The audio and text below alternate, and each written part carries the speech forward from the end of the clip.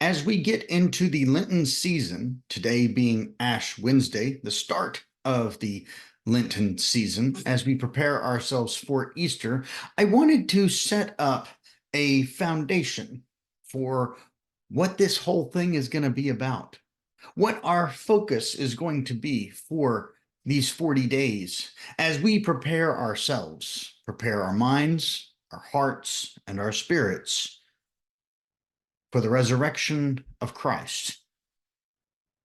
To me, the Lenten season has become a time when I honestly, I don't really know how else better to say it than to just say that it's a time when we get a second chance at our New Year's resolutions. At least that's what it's kind of been in even just my brief history here on Earth through the Ash Wednesday and the Lenten season. It's a time when people give up things uh, because that's what you're supposed to do for Lent. Unfortunately, the whole purpose of giving up things in Lent is what you're supposed to give up is something that is detrimental to your faith, detrimental to the relationship that you have with God.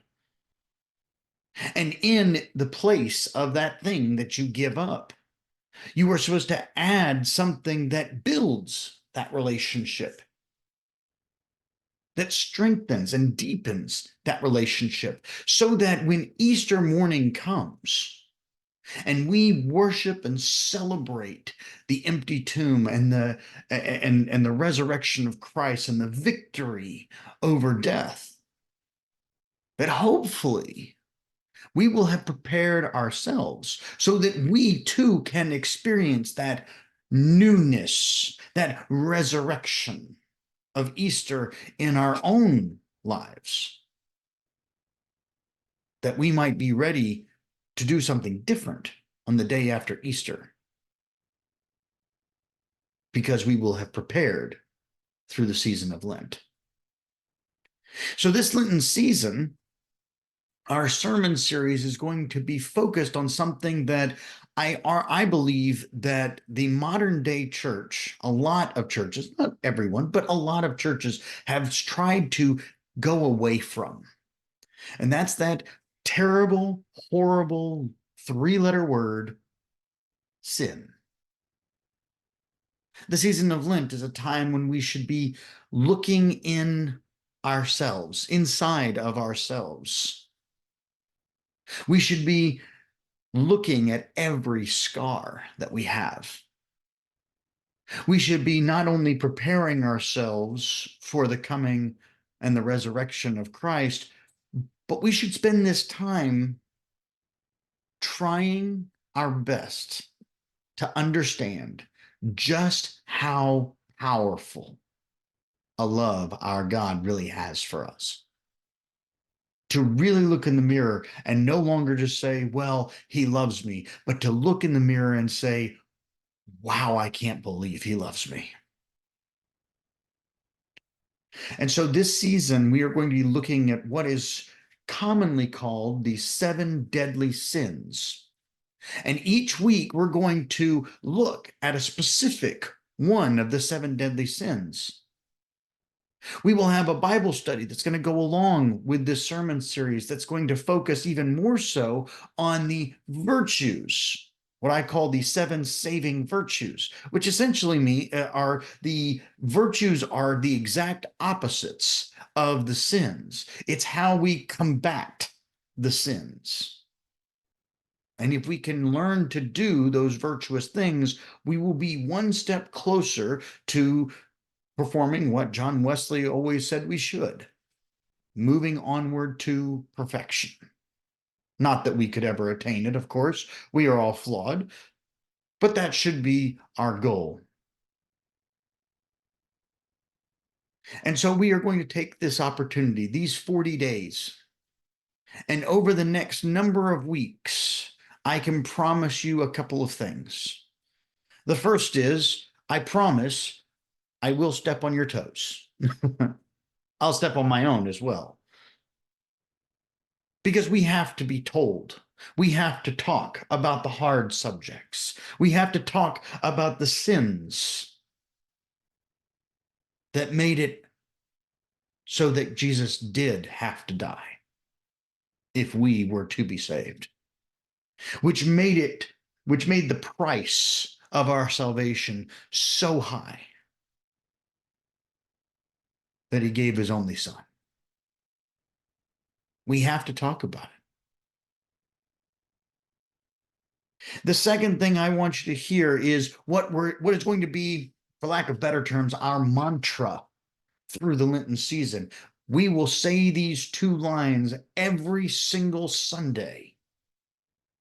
And I encourage you to say them almost every day, to remind yourself of these 2 points.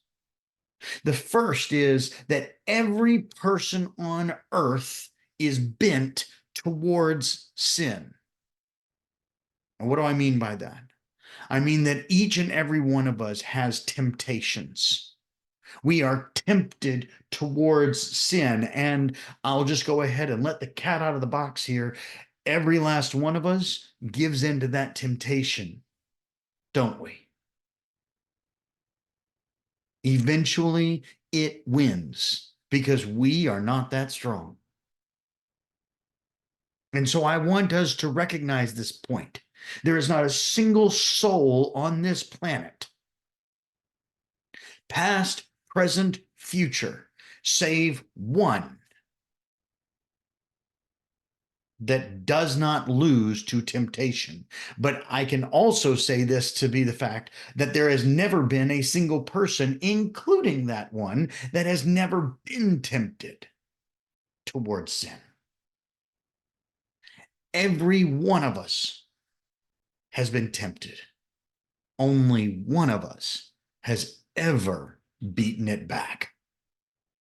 And so that's the first line that we will say every Sunday. And I encourage you to say every day. Every person on this earth is bent towards sin. And here's the second. It's just as important to understand this second one. That is that not every person is bent towards the same sin. We as human beings like to rank things. That's how we work. That's how our minds work. That's how we just operate. And so there's so many times when we try to figure out, okay, well, this sin is worse than that sin is worse than that sin. To God, sin is sin. Just because you aren't bent towards this one sin and this other person is, doesn't make you better or superior to that person. It just means you're different. It just means you're unique. It means that you have a personality, which we all know we do. But so many times I hear from people that put one person over the other, and that's just not the case. So these are the 2 statements that we're going to make every week. Every person on this earth is bent towards a sin, but not every person is bent towards the same sin. Lent is a time when we critically look at ourselves and ask God to make us into something better. We ask God to help us to use these 40 days to build not only a better relationship with Him, but to prepare ourselves for our resurrection into the new creation that we are hoping and praying that comes on Easter morning. Maybe you are someone who already knows what needs to be changed. And if so, I hope that these 40 days will be 40 days that you will really work on changing it. Maybe you have many things. Maybe you look in the mirror and go, goodness gracious, it is a mess. Fine. We all know how this works. Focus on one thing. Don't try to take on everything. Focus on one and get better at that. But maybe you can't think of anything. Maybe you're looking in the mirror going, you know what? I'm not doing too bad. This sermon series will help you to recognize where your faults are so that you can continue to work at getting even better than you were before. We will move towards that goal together through this Lenten season. I encourage you to come. Look into the mirror. Look at yourself. recognize that we were not worthy of the sacrifice, and then recognize the greatest part of all, that he did it anyway.